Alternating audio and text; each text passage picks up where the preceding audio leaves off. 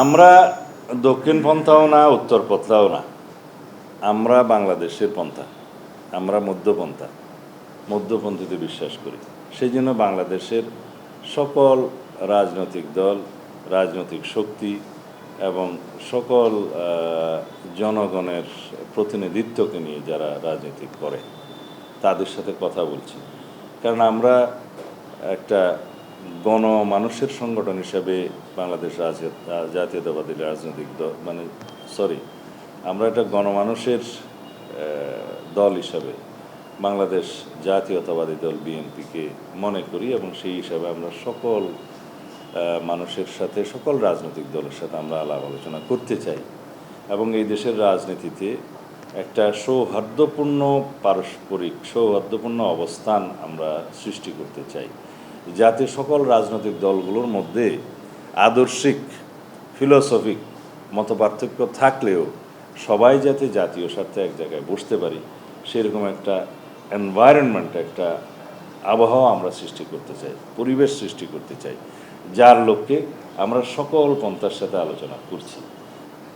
সংবিধান সংশোধনী বাদে অন্যান্য যত সব সংস্কার প্রস্তাব আছে সবগুলো বর্তমান সরকার এটা স্বাধীনভাবে করতে পারে। এখন দে আর অ্যাট লিবার্টি, যেহেতু একটা জাতির মধ্যে ঐক্যমত্য সৃষ্টি হয়েছে, সেই বিষয়গুলো তাদের কাছে পরিষ্কার এবং লিখিত আছে, তারা সেটা বাস্তবায়ন করেও যাচ্ছে। আপনারা লক্ষ্য করবেন যে আইন মন্ত্রণালয়ের মাধ্যমে প্রায় প্রতিদিনই কোনো না কোনো অর্ডিন্যান্স পাস হচ্ছে, জারি হচ্ছে, এগুলো সেই সংস্কার প্রস্তাবেরই অংশ। আর কিছু কিছু সংস্কার প্রস্তাব তো আইন বা অধ্যাদেশ জারির বিষয়ই নয়, সেগুলো হচ্ছে এটা নির্বাহী আদেশের মধ্য দিয়েই বাস্তবায়ন করা সম্ভব, অফিস আদেশের মধ্য দিয়ে বাস্তবায়ন করা সম্ভব। এইভাবে সেই পার্টটা অ্যাকসেপ্টিং দি কনস্টিটিউশনাল পোর্শন, বাকিগুলো বাস্তবায়ন করা সম্ভব।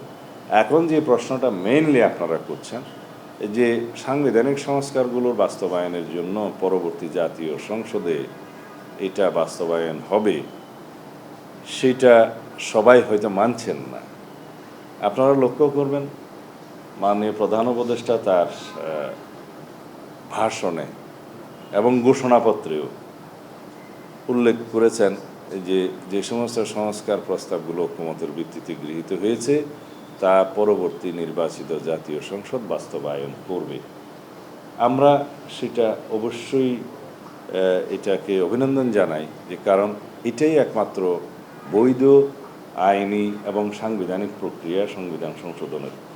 এর বাইরে যদি কোনো প্রস্তাব থাকে, যে সমস্ত রাজনৈতিক দল বলছে যে এর বাইরে আইনি ভিত্তি থাকতে হবে, এখনই বাস্তবায়ন করতে হবে, সেই আলোচনায় যদি তারা আমাদেরকে আহ্বান করে আমরা অংশগ্রহণ করব।